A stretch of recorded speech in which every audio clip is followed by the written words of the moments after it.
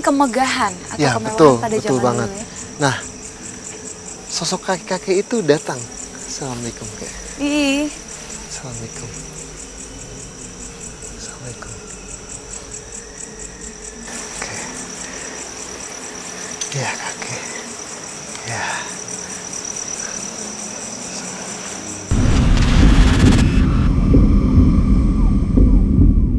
Tiga makhluk ini langsung diam sekejap tanpa ada perlawanan ke kita lagi. Buck memang tak diragukan lagi akan keangkeran tempat ini. Pemilik utama dari area ini pun merasa sulit menjual tempat ini bahkan sejak 4 tahun yang lalu. Di mana semua bermuara akan keangkeran maupun aura mistis yang sedari tadi kami rasakan. Emang mau dijual ini tanahnya udah 4 tahun yang lalu lah mau dijual pas amplang, nggak laku-laku. Sering yang nawar sering cuman gitu, kadang-kadang gagal mulu bang. Lantas apakah keangkeran dan aura mistis di tempat ini salah satunya disebabkan oleh sosok astral? jadi nenek ini meninggal apakah karena warga setempat yang mengurung nenek ini sampai meninggal atau seperti apa? Seperti apa waktu itu kejadiannya?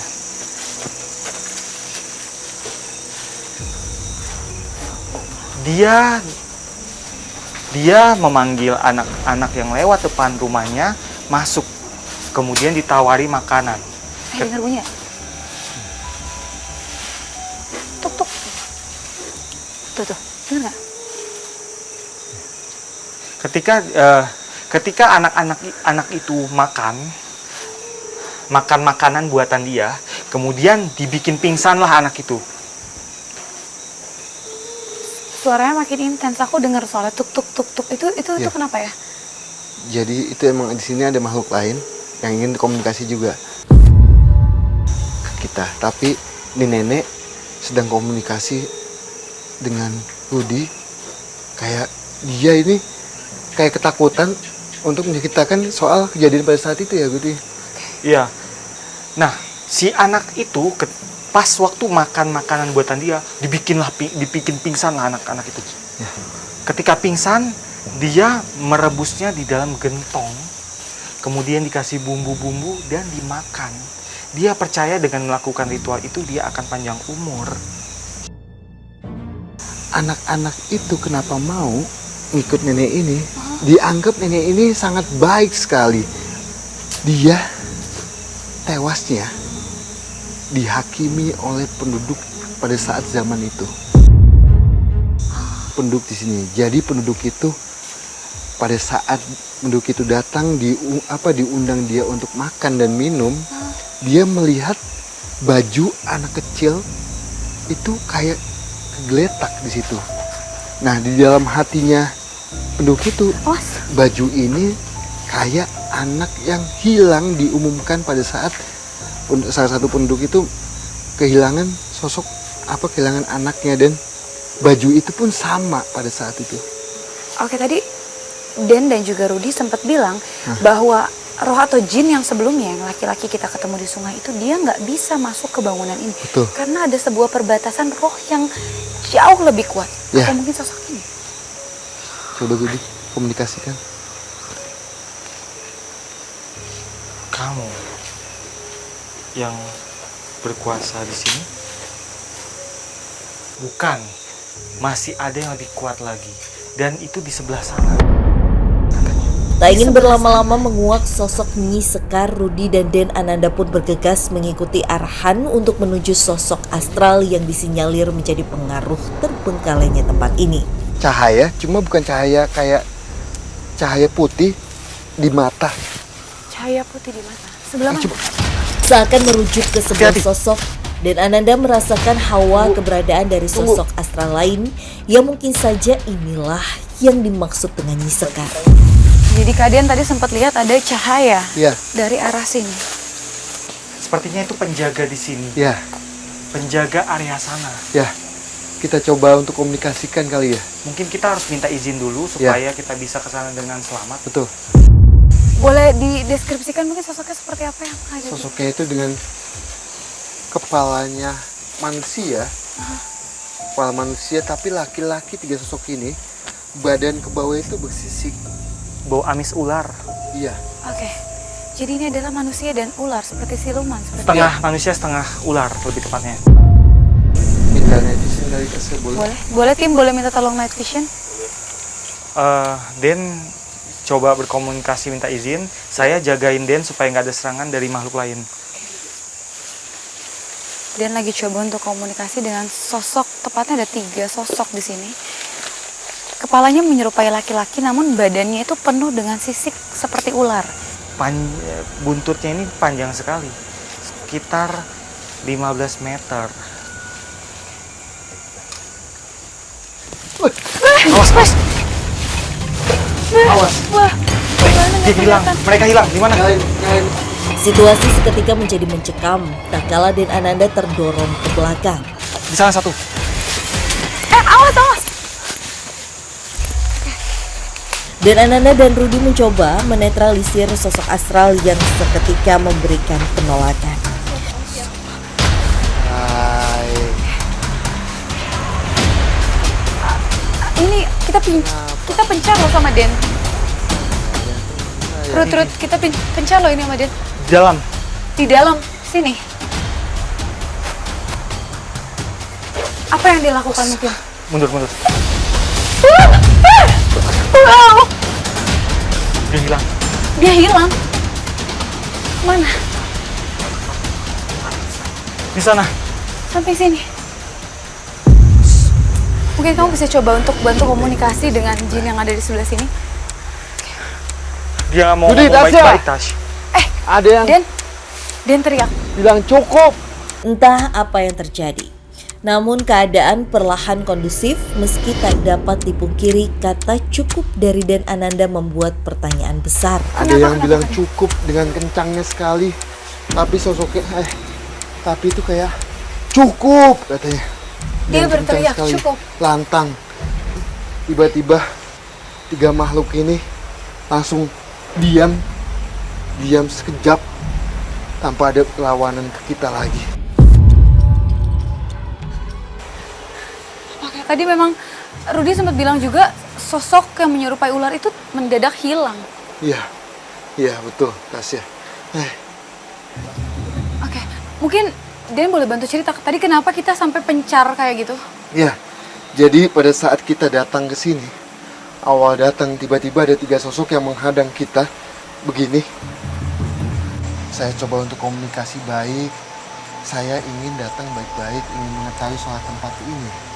Tiba-tiba dia melakukan perlawanan dan 3-tiganya itu satu ke sini, 2 itu ke sana. Sempat menghilang juga ya Budi ya? Iya. Di depan kamu ya. Nah, Tadi Den juga sempat teriak waktu pas night vision itu kenapa? Apa yang terjadi? Apa yang jadi dia itu kayak apa? Dia memegang tongkat. Tiba-tiba badan saya itu kayak Dihantam. dihantam dengan tongkat itu. Makanya saya kaget. Saya coba untuk komunikasi baik lagi, komunikasi baik-baik.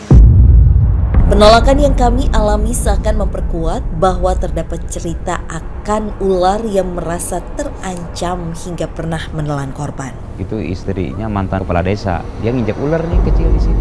Dia diobatin ke dokter nggak ada penyakit bang, nggak ada. Nggak sembuh-sembuh sampai meninggal. Sekarang udah meninggal. ada hubungannya nggak ini dengan batasan yang tadi sempat di awal sekali Jin itu bilang sama kita ada sebuah batasan? Ya, betul juga Tasya. Kenapa tadi makhluk yang di awal itu dia masuk ke sini? Mungkin ini batasannya Tasya. Batasannya Tasya ya, 3 sosok yang ada di sini menjadikan penjaga wilayah yang kita bilang ini penjaga bangunan homestay yang ada di sini. Tasya.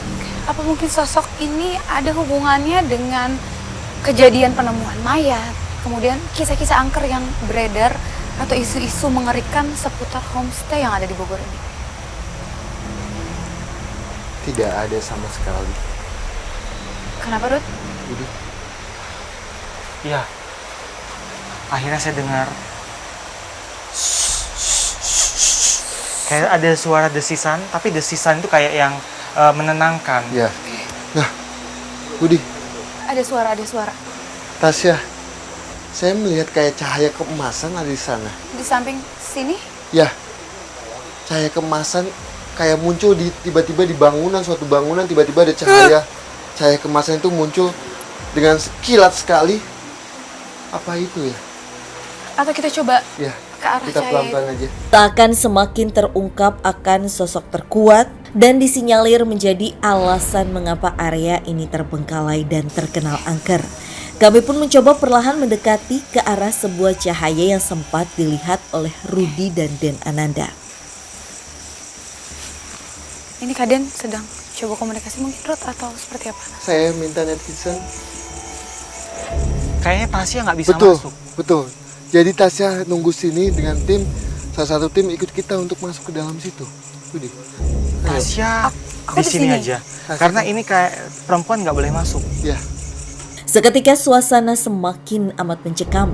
Dikala Den Ananda dan Rudi melarang saya ikut masuk ke sebuah bangunan tua di akhir perjalanan kami. Boleh sebagian ikut Kaden, tapi sebagian di sini ya temenin aku. Oke, jadi sekarang Kaden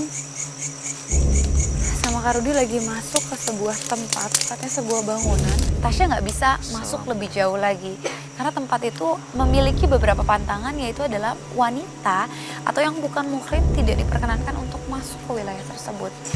Dan juga sempat lihat ada cahaya keemasan katanya yang menuntun dia ke arah sini dengan makhluk yang ada atau yang mendiami tempat di sini.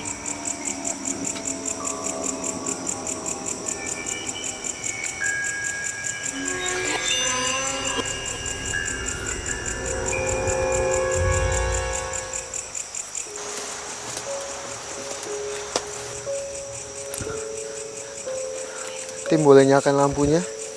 Boleh dinyalain lagi lampunya. Hati-hati, hati-hati. Mungkin boleh Ya, diceritakan dan juga Rudi apa yang ada di dalam Tasya. sana.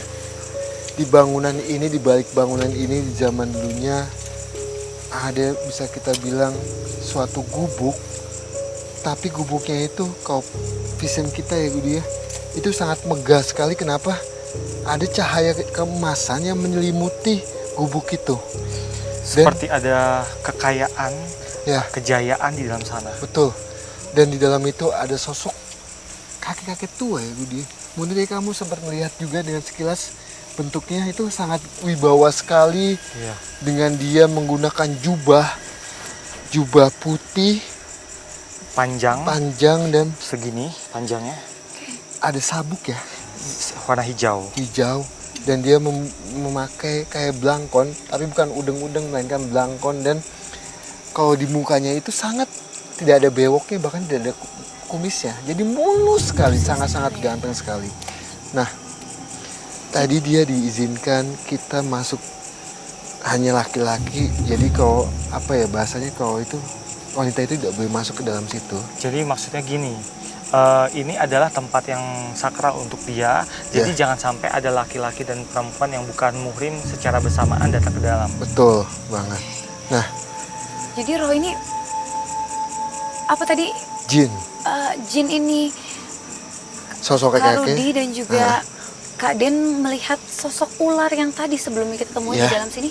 Bukan, melainkan dia penjaga untuk kakek ini. Kakek-kakek yang berdiam di sini. Dan Iya. tadi katanya juga ini adalah tempat dengan kemegahan atau Ya, kemewahan betul, pada betul zaman banget. dulu ya. Nah, sosok kakek-kakek itu datang.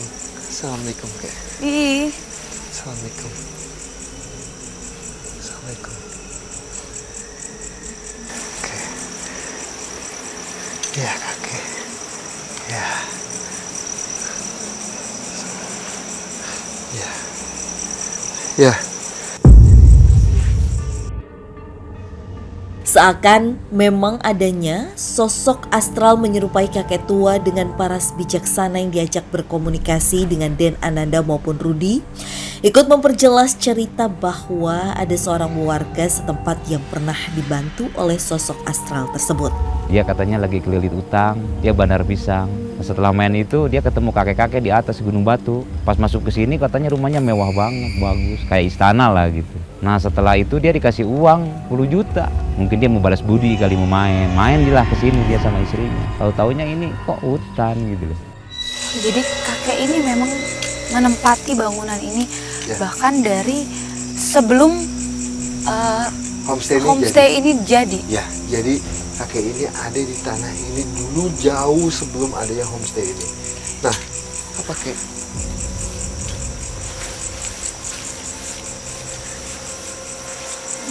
Kemana kita?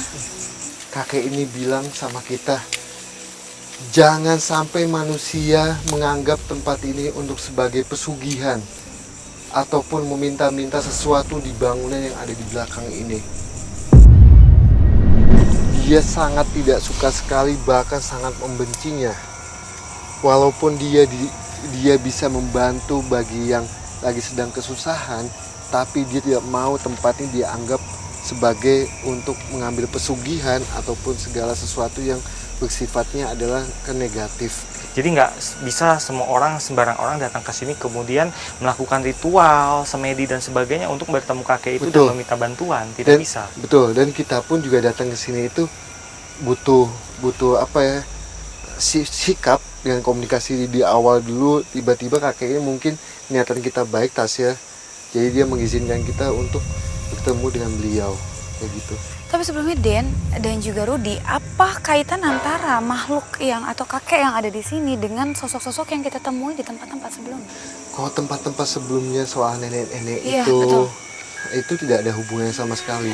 Tapi emang nenek-nenek itu kembali lagi hidupnya itu dulu di wilayah tanah ini. Oke, jadi tetap Zaman menjaga, lama ya? banget, zaman udah kita nggak bisa tahu tahunnya itu kapan.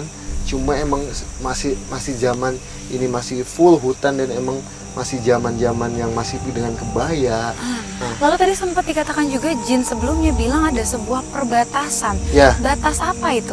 jadi wilayah ini bangunan sebelah sini sama sebelah sana yang tadi kita temuin sosok laki-laki mayat itu ada batasannya di sungai ini, di sungai apa namanya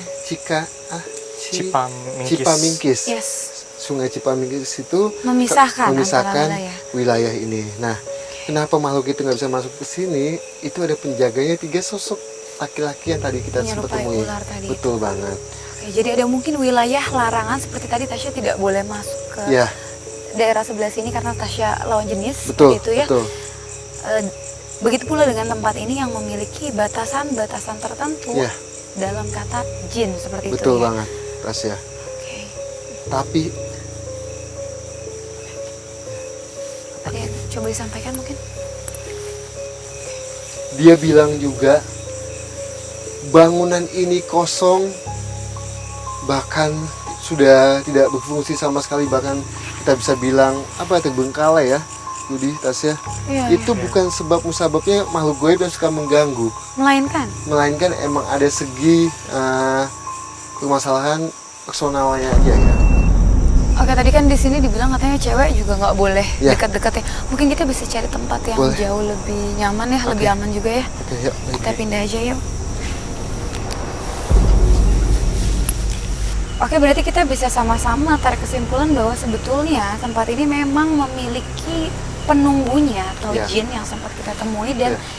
memang sudah ada bahkan sebelum pembangunan homestay ini sendiri. Betul banget, Tasya. Namun dikatakan angker mungkin dikarenakan ini sudah terbengkalai cukup lama dan jadi sudah hampir seperti hutan ya ya, kondisinya. suasananya, Iya.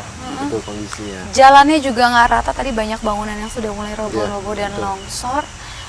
Tapi kalau menurut Den ataupun Rudi sendiri, lokasi mana yang paling cocok untuk dijadikan tempat uji berani?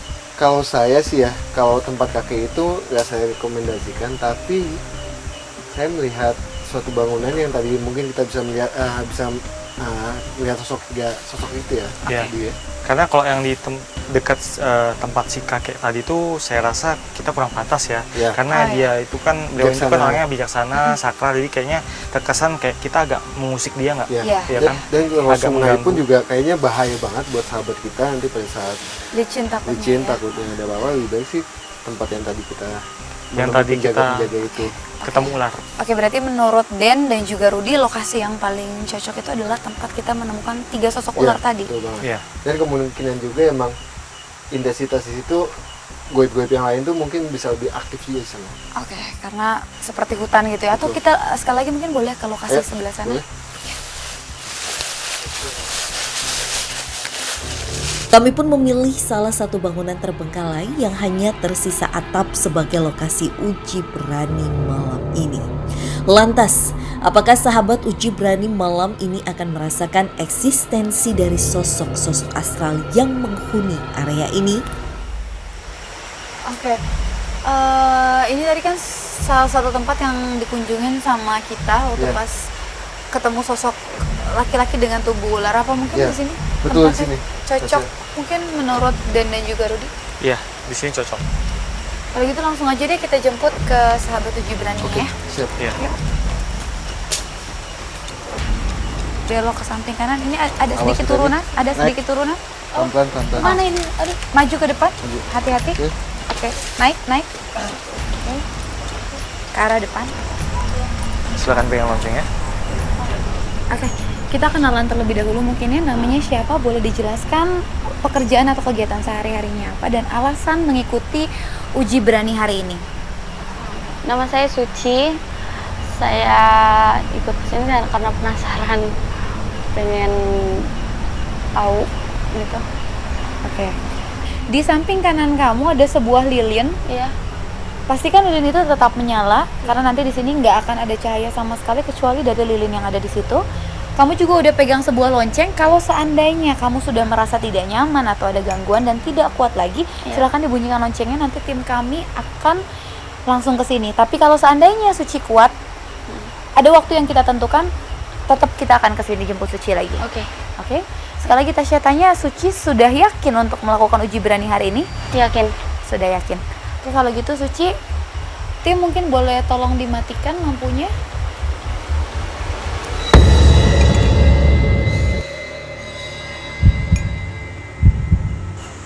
Maaf ya siapapun yang ada di sini. Saya nggak ada niatan mau ngeganggu.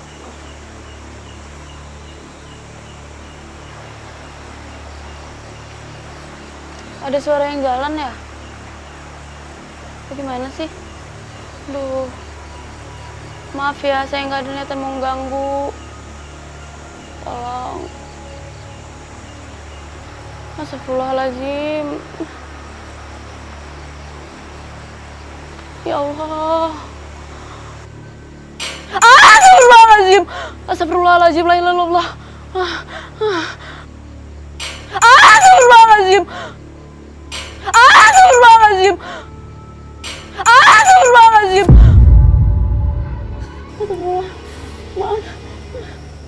Jadi emang itu sosok wanita ya tadi yang sempat melintas di depan dia. Itu yang membunyikan sesuatu itu. Astagfirullah. Ya Allah. Ya Allah, astagfirullahaladzim. Aduh. Aduh. Tapi sosok yang tadi terbungkus kain putih full itu masih ada di Gimana sini. ini? Tetap Masih tetap lama diam di lagi. situ. Tetap ya, diam sih melihat. dari tembok itu. Astagfirullahaladzim. La ilaha illallah. Ya Allah. Ah! Suara apa itu? Suara apa itu? Astagfirullah. Aduh. Ya Allah, tolong. Jangan ganggu. Aduh. Aduh. Mulai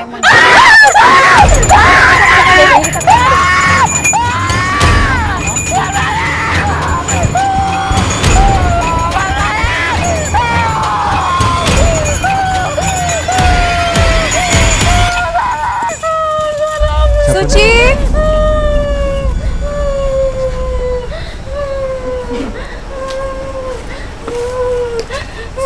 Suci. Nah. Tenang, atur nafas. Atur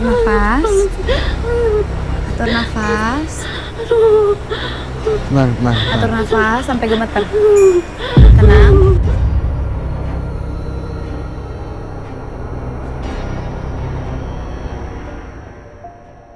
Kenapa? Boleh diceritain mungkin apa yang dirasa di sini? Nggak tahu, dari tadi ada bunyi orang siul. Terus tuh ada kayak ada yang lempar gitu. Oke, kamu dengar suara siul? dan juga lemparan. Ada ngelihat sesuatu? Enggak sih, denger kayak ada lemparan terus kayak ada suara jengjalan gitu. Suara orang jalan. Dari sebelah mana arah suaranya? Dari sebelah situ lemparannya, terus tuh kayak situ siulannya. Ya. Oke. Sebelumnya kami mengucapkan terima kasih banyak untuk Suci dan sangat mengapresiasi keberanian Suci udah mau ikutan uji berani hari ini. Mungkin supaya lebih tenang, Suci boleh ke sana kali ya. Yuk kita bareng-bareng aja. Yuk. Ya tadi. Awas jatuh pelan-pelan. Pemirsa, berarti kita sama-sama sudah menelusuri homestay yang berada di Bogor Jonggol lebih tepatnya. Memang benar adanya banyak sekali sosok-sosok yang sama-sama kita lihat bersama dan kita temui, yang mana ternyata sosok tersebut memang sudah menjadi penunggu dari tempat ini. Namun keangkeran itu sendiri ada mungkin karena tempat ini sudah lama sekali tidak dikunjungi oleh masyarakat dan juga tidak diurus oleh pemiliknya. Tadi juga kita udah sama-sama lihat sahabat uji berani yang sudah mencoba membuktikan apakah mitos itu benar adanya. Memang mungkin mengalami sedikit gangguan, tapi untungnya teratasi dengan baik. Pastinya saksikan terus kami dalam melakukan penelusuran ke tempat-tempat dengan cerita yang mistis, mitos, dan juga mencekam yang tentunya membuat Anda deg-degan hanya di GTV.